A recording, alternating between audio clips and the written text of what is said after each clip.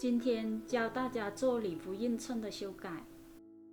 这下摆是一个薄纱在外面，里面衬着一个映衬网纱。首先我们要把它给拆出来，把这一片拆出来。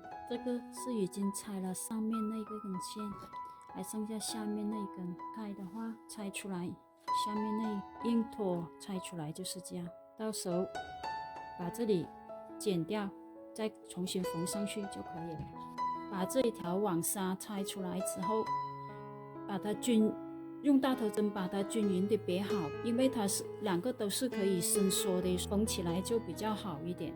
缝合的时候注意要把这个映衬在外面缝，然后把它折到里面去，这样的话才能把那个裙摆撑开。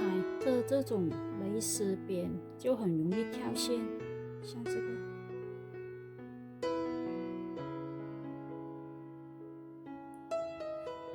我们就要把它这样左右拉拉，